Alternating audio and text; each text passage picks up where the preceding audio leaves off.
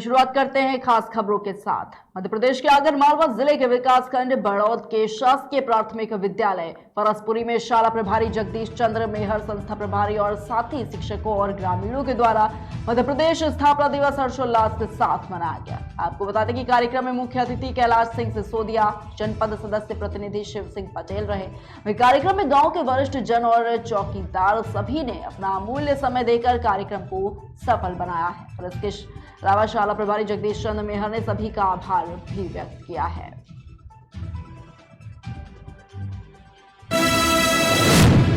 खबर आगरा से है, जहां पर एक समान शिक्षा अधिकार के संदेश को लेकर समान शिक्षा अधिकार साइकिल यात्राओं के बलिया से शुरू की गई है और आगरा पहुंची है। बताना चाहेंगे 11 नवंबर 2022 को प्रधानमंत्री कार्यालय पर यह समाप्त होगी।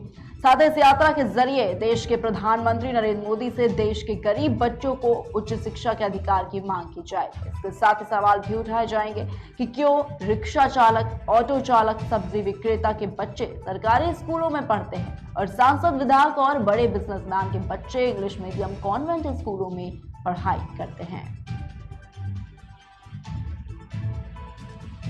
ऐसा ये हिंदुस्तान होना चाहिए दोस्तों, ऐसा ये हिंदुस्तान होना चाहिए जिसमें हर इंसान का सम्मान होना चाहिए दोस्तों, ऐसा ये हिंदुस्तान होना चाहिए। राधे श्याम का पैगाम, शिक्षा हो एक समान। हम लोग 11 अक्टूबर से जयप्रकाश नारायण की धरती से चले हैं और 11 नवंबर को हम लोग प्रधानमंत्री कार्यालय पहुंचेंगे। हम लोग का मांग है कि इस देश में शिक्षा एक समान होना चाहिए। जिस तरह सांसद, विधायक का बच्चा पढ़ता है, जिस तरह अधिकारी का बच्चा पढ़ता है, उसी तरह की शिक्षा वोट देने वाले के बच्चों को मिलना चाहिए। जिला अधिकारी को हम लोग ज्ञापन, जिला अधिकारी के माध्यम से प्रधानमंत्री को ही ज्ञापन देते हैं, क्योंकि कलेक्टर के बस के कुछ बात नहीं है। ये विधानसभा, लोकसभा से ही हो सकता है।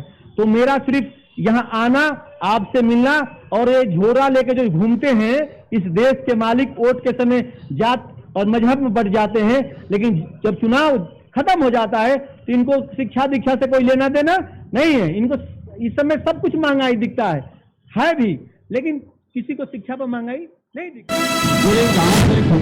वहीं खबर आगरा से है, जहां पर फतेहपुर सीकरी के सैकड़ों किसानों ने जिलाधिकारी कार्यालय पहुंचकर धरना प्रदर्शन किया है। साथ ही जिलाधिकारी को अपनी मांगों का ज्ञापन भी सौंपा है और मांग की है कि पिछले दिनों फतेहपुर सीकरी में नकली डीएपी और खेती में इस्तेमाल होने वाले बीज और खाद्य पदार्थ विक्रेता के यहां छापा डालकर गोदाम मालिक के खिलाफ कार्रवाई की गई और जेल भेज दिया गया।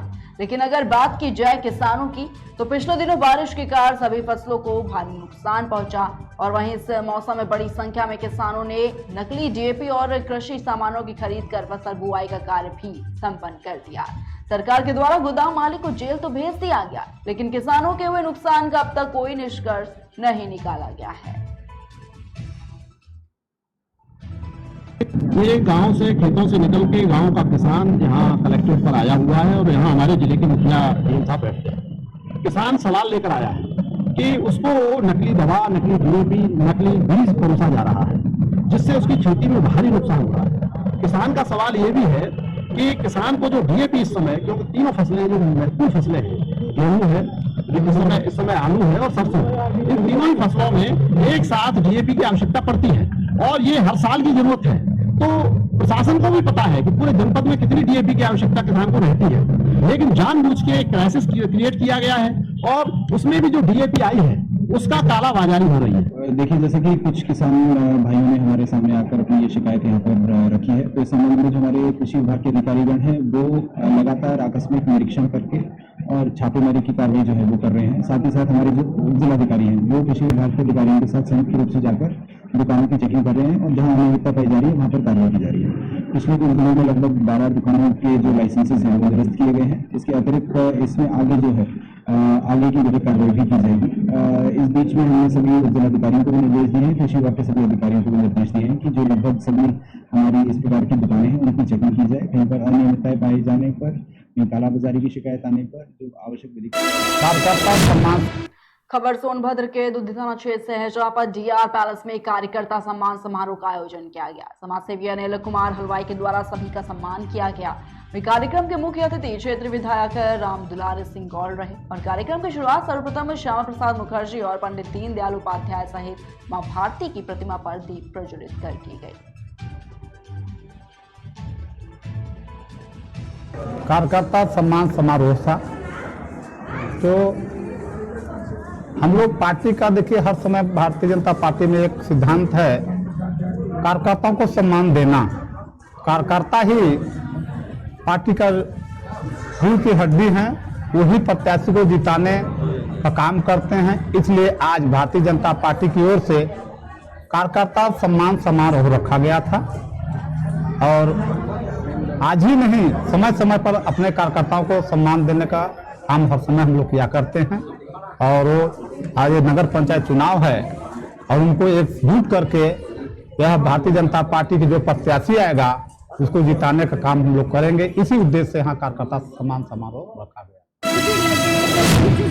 वही खबर उत्तराखंड के काशीपुर से है, जहां पर नेशनल हाईवे 74 के पास आग लगने से 2 घर जलकर राख हो गए। आग लगने से लाखों रुपए का नुकसान हुआ है। हालांकि आग लगने के कारणों का पता नहीं लग सका है। संभावना जताई जा रही है कि शॉर्ट सर्किट से ये आग लगी है। वहीं आग लगने से दोनों घरों में रखा सारा सामान जलकर राख हो गया। लोगों ने बहुमुश्किल से आग पर काबू पाया और घर के लोगों का रो रो कर बुरा हाल है। साथ ही उन्होंने सरकार से मदद की गुहार भी लगाई है। भी लग गई इधर पीछे से, पता नहीं अच्छे खासे घर में बैठे थे और आग लग गई। बुझा रहे थे तब बुझी भी नहीं, सब जल गया। खाने पीने का राशन सब जल गया। हमारे घर में पैसे रखे थे, कपड़े उपड़े सब जल रहे, पैसे भी हमारे। कितने रुपए का नुकसान आपका हुआ है इसमें? बहुत पैसे रहे थे हमारे।